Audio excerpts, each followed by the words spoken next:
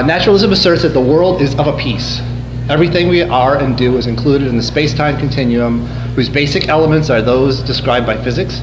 We are an evolved product of natural selection, which operates without intention, foresight, or purpose.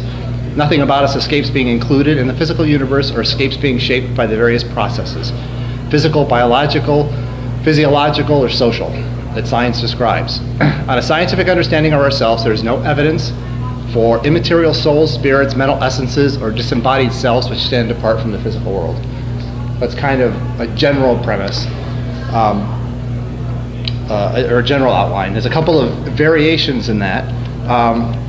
Most commonly, there's something called metaphysical naturalism, which is very specifically more of a philosophical approach that specifically calls out and excludes any supernatural or ideas, and it's more a philosophy versus methodological naturalism, which is really an adherence to a scientific process. It's been adopted by, even the Catholic Church or Christian organizations among scientists that are exploring, how it is we know various things about science. The methodology of looking at how we test and assert and repeat, and do we have a theory that can explain things or be testable or prove itself by explaining things we didn't think about before, which kind of ends up being one of the arguments for having a good theory, is that not only does it explain the world we know, but it predicts something we don't know that we find out because of the theory is true.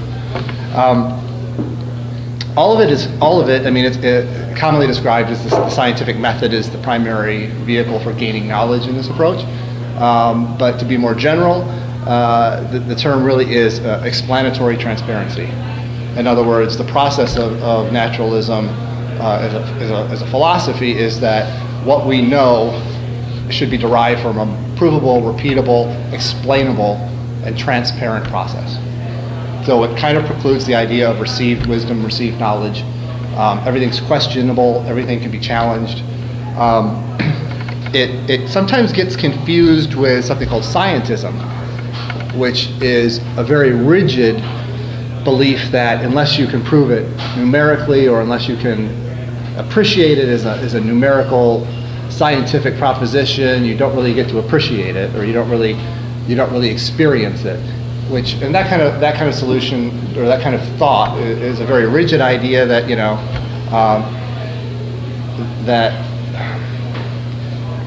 that everything must be taken as a non-emotional, very physical attribute. Now, naturalism doesn't require that. It would argue that everything about the world is girded and supported by physical laws and structures, but love exists, even if it's difficult to define.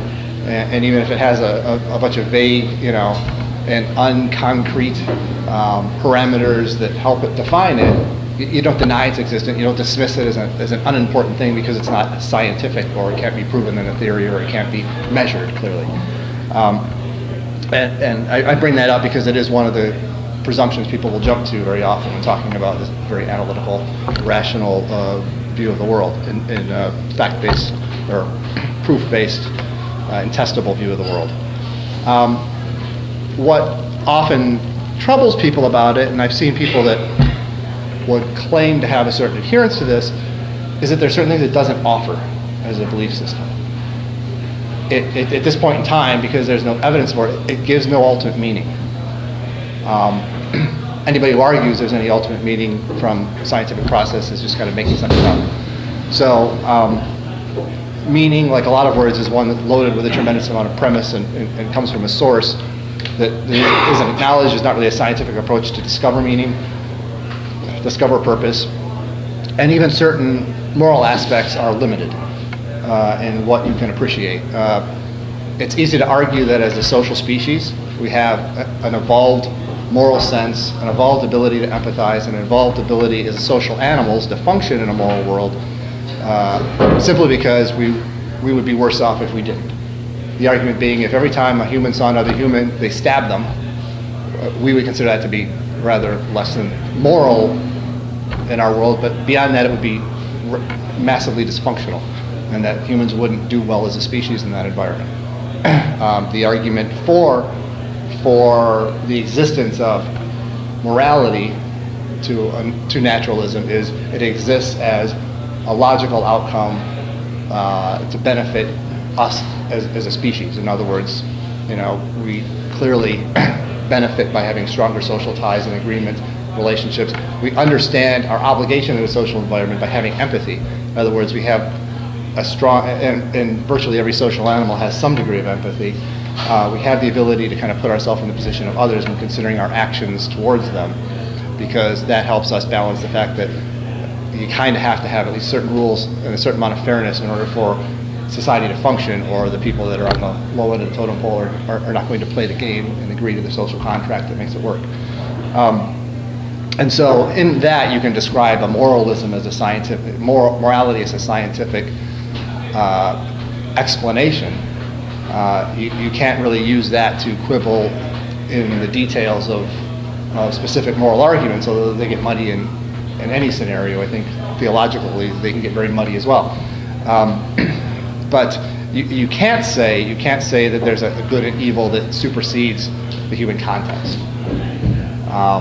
And religion, I think, takes some limitations on that. They don't consider the acts of predators or species that may, in fact, attack the same species if they encounter them as an immoral act. And naturalism would consider, us within our context having the potential of a morality, but it wouldn't exclude a completely foreign morality. I mean, I can argue that most of us here would agree on fairly similar definitions of what would be good and appropriate and socially functionable that would benefit everybody without hurting anybody or taking advantage of anybody. That's kind of almost an implied argument when we discuss good and evil, even if we don't have a strong religious belief system. But if somebody, and I think I used this example before, if an individual had some belief system that humanity was a scourge on the earth, and they had the wherewithal to wipe us out with a disease and leave the planet to the other species, I would not find that compelling and would find it in my self-interest to stop them from doing so. But a naturalist, somebody who believes in naturalism, couldn't argue that they didn't have a morality or that they had some overriding objective, there was some overriding objective definition of evil that would apply to their approach. And so morality ends up being, to some degree, in that environment, something that can exist, but not something that can exist outside of being somewhat functional and existing because it is functional, and we evolved because of that, to possess some amount and some agreement and some abilities to interact with each other socially. The other real issue and another pitfall I think that happens with people that would adopt it, and I think it often is an approach taken by people that are kind of in a hurry to get out of a religious belief system without fully thinking through what else they have to give up. And there are certain things you have to give up. First of all, overall meaning, which is a little bit easier. A clear objective morality, which I think a lot of people that are not necessarily religious believers struggle to give up. But there's also the idea and explanatory transparency that, okay, you've explained something so you know the answer. And through a lot of discovery, it's quite clear that it's not as simple as you've explained something so you know the answer. You explain something so you have maybe a functional model that gives you some predictive power, but a functional model of the world is not the entirety of the code of reality. You don't get, at least we can't presume it ever is. So when you look at scientific advancement, it tends to come in stages where, for example, Newton described gravity in a way that was predictive under certain circumstances, but failed under circumstances where relativity couldn't make corrections. So we start getting things close to the speed of light, and we start talking about the power of gravity. Then the Newtonian physics by itself isn't going to answer questions where Einstein in general relativity starts to get involved. It's also very easy, even for somebody who takes the approach, to presume and assume things that aren't necessarily there. It like any other belief system is subjected to bias and has the risk of bias. And as much as, even though it's existed alongside religious belief systems, I was reading a bit on heliocentrism and the problem with the church and Galileo, and it kind of all started where the church had taken a position against heliocentrism early on, because Tycho Brahe, who was an astronomer, had, using simple telescopes, looked at the stars and decided that they were too big to be as far away as heliocentrism would require them to be, so they must be much closer, so they must not be out there floating in space. The problem, of course, with all of that is he didn't have a full understanding of the way light waves work and the inability to fully resolve the detail. So looking at the shape of a star doesn't really tell you the size of the actual star, because the light diffuses to some degree. Just like when I take my glasses off, lights get much bigger. It doesn't mean they got bigger. And so he had erred on that side. Unfortunately, the church had decided to intercede and basically take that position that was the end word. And I think that's another area where people that might agree with, in theory, the idea of science being, a preeminent source or the best source of knowledge, the best way to gain knowledge that we have, will also make the horrible mistake of saying that science is a definitive solution and that any of it is rock solid. It's really a function of a greater or lesser degree of certainty around what we have found through the scientific process. So words like, one that really bothers me, the science is settled. I won't get into the debate of where that gets used a lot, but it's a horrible statement because it's exactly not what science is. The science is never settled, and very little of what we think we know we can really presume to be true. All right. And the bias and the error that can come from that, it's not simply by injecting religious belief into a scientific world, which I think can be problematic. It can be scientists injecting what they think they know. A classic example is Einstein's strong belief in causality, and everything we see in the world, things are in a place because they got there from someplace else. Things happen because something happened to make it happen. When the theory of quantum mechanics started to come about, and it became very apparent that causality for certain quantum mechanical functions at that scale doesn't work. And in fact, scientifically, it's kind of shown to not be, it's not just an issue of we don't know, it's an issue of it kind of can't be. The small particles don't actually have a place, a physical location, until they're actually identified and measured. He rebelled against that, even as a scientist, not because of any religious reason, but because he had this preconceived idea of what of causality being, even though it wasn't necessarily a law of physics that hadn't been proven, other than it seemed apparent everywhere. He really, really struggled with accepting the idea that the science didn't look like what he thought science would look like. And I guess in that, I don't feel that that naturalism as an approach necessarily precludes things that are not as numeric and scientific as we think they are, because I don't think, as we discover new things, we have any idea what rules may apply. So much of what we think of the physical world may not meet any of the criteria of anything we've seen before. Theories such as dark matter suggest that there's a form of matter that is weakly interactive. You can't see it. It doesn't interact. It doesn't radiate heat, and yet it has gravity, and that's really the only way you can ever interact with it. If it exists as matter, and if that theory is true, it's the majority of the universe. The majority of the universe is made of matter we can't really physically interact with, other than it's spread out fairly thinly and it has a gravitational impact.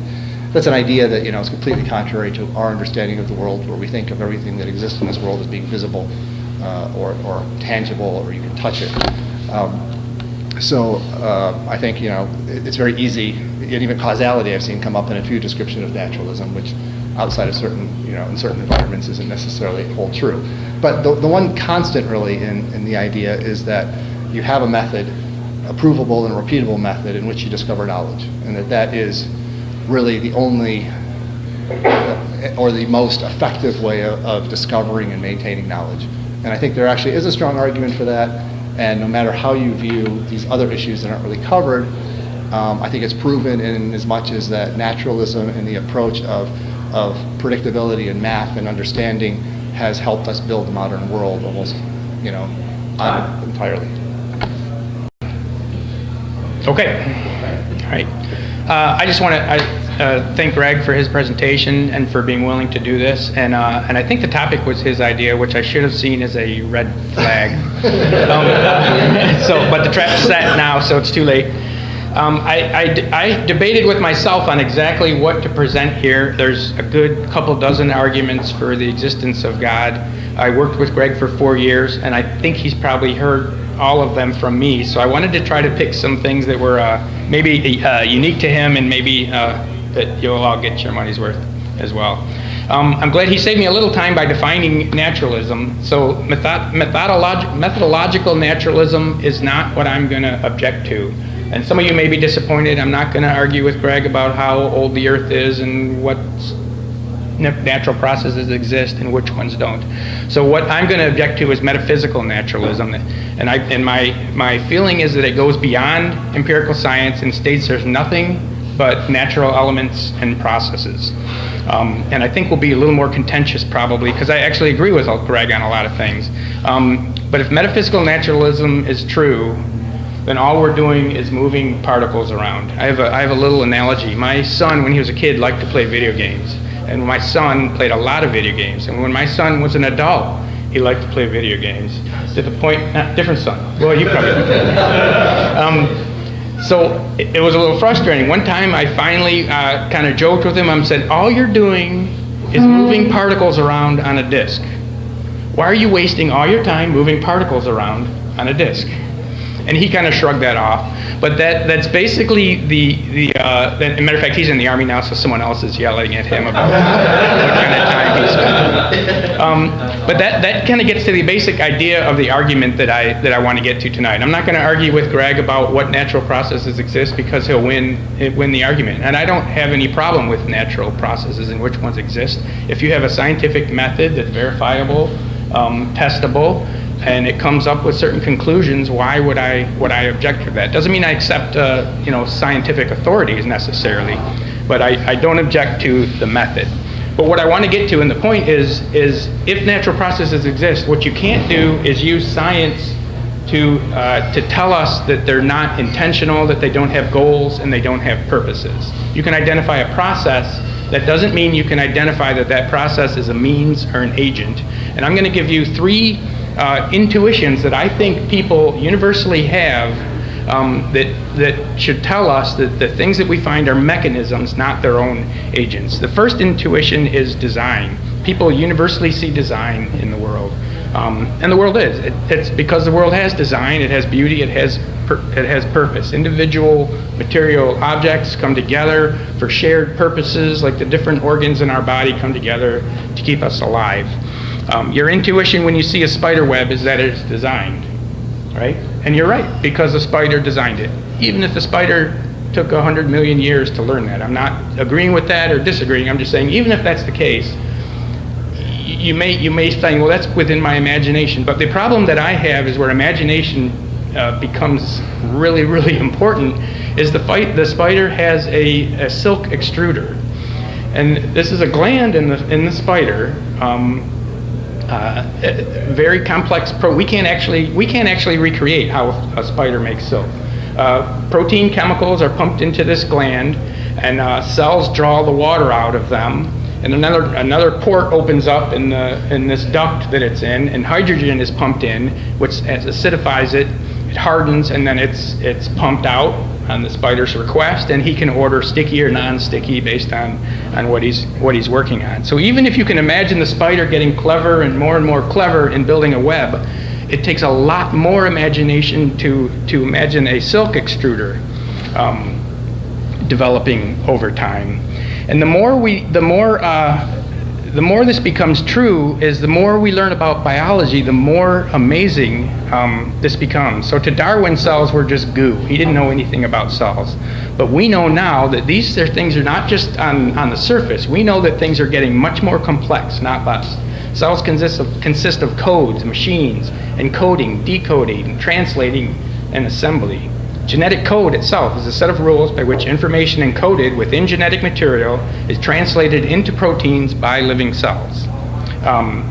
Listen to these words: code, set of rules, information, encoded, decoded, translation, little furnaces, assembling things. These are These are products of intelligence. That's what intuition tells me. Whatever natural processes exist that provide the diversity of life that we have today, they require DNA to happen. They work on DNA, and they don't start until there's DNA. DNA is information, complex and functional information that can only be explained by intelligence. And the smarter we get, probability actually confirms the intuition that every person has. Doug Axe is a molecular biologist who has a PhD from Caltech, and he worked for 14 years in Cambridge. He claims that functional sequences of protein occurring randomly are fantastically improbable. That's another word, a scientific word for impossible. 1 out of 10 to the 164th.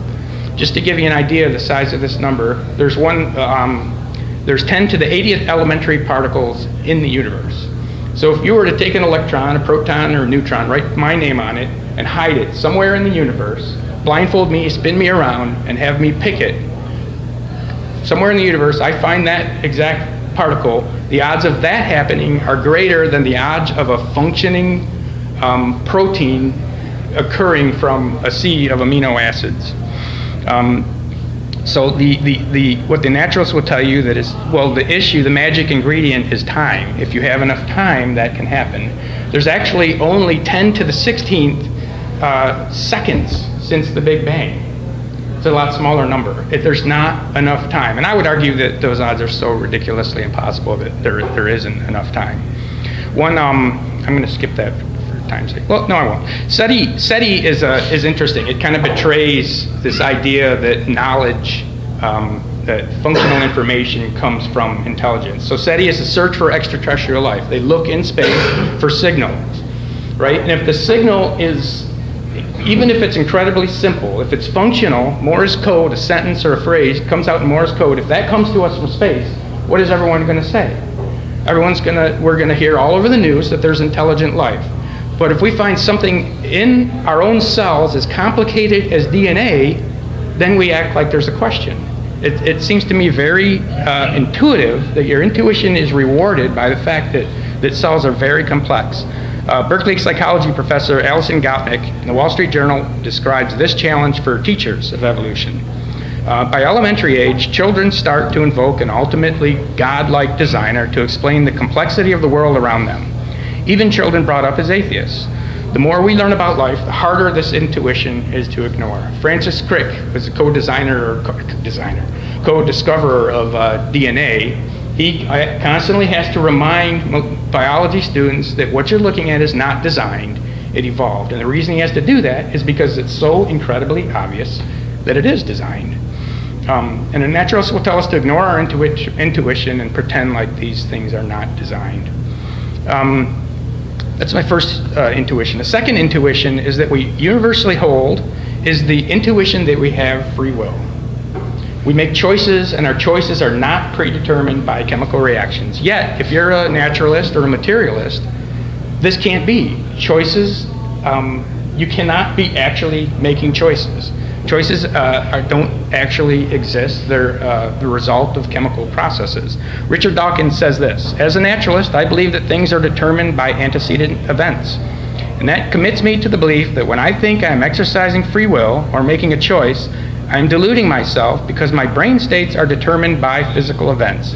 Yet that conflicts with a very powerful subjective impression that we all do have free will. Lawrence Krauss in the same presentation says, yes, I agree, but the whole world behaves as if we have free will. Why does the world behave as if we have free will? What evolutionary process would account for the impression that we have free will? The one consequence of this is if we don't have free will, then you can't be held accountable for the things that you do. And there's no objective morality. And Greg touched on this. I think we'll have something to argue about later. So a metaphysical naturalist has no basis for an objective morality. He can think culturally things are good and bad. Michael Roos, an agnostic philosopher of science, explains that the position of the modern evolutionist is that morality is a biological adaptation, no less than our hands or our feet or our teeth. When someone says, love your neighbor as yourself, they think they're appealing to something beyond, but they're not. It's just an illusion. Ethics are an illusion, and morality, objective morality, is an illusion.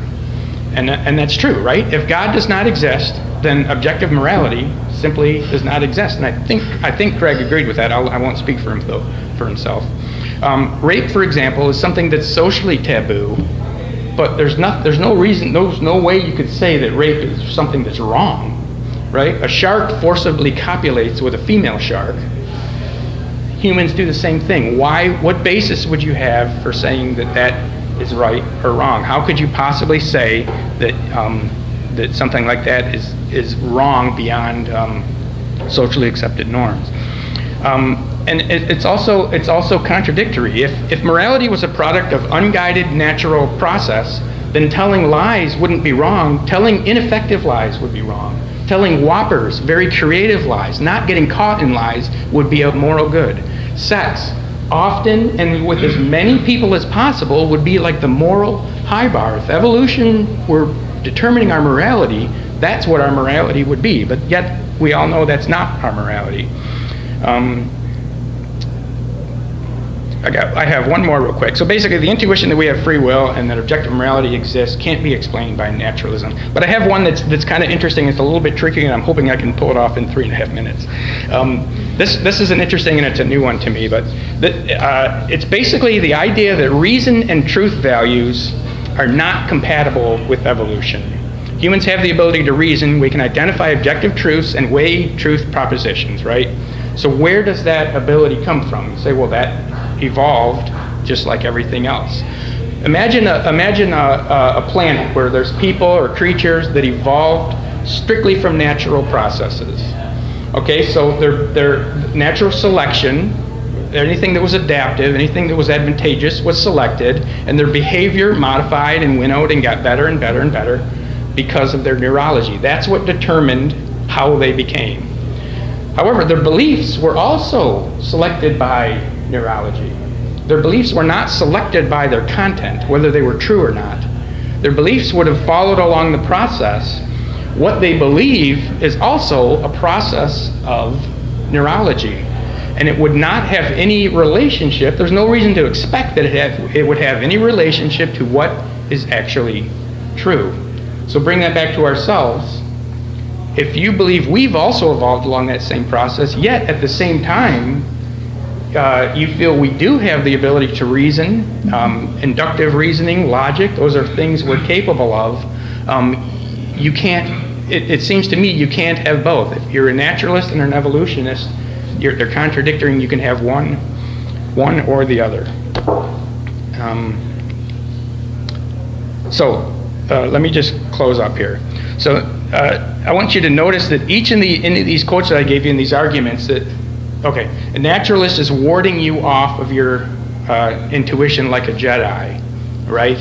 The design you see is an illusion. The free will you exercise is an illusion. Morality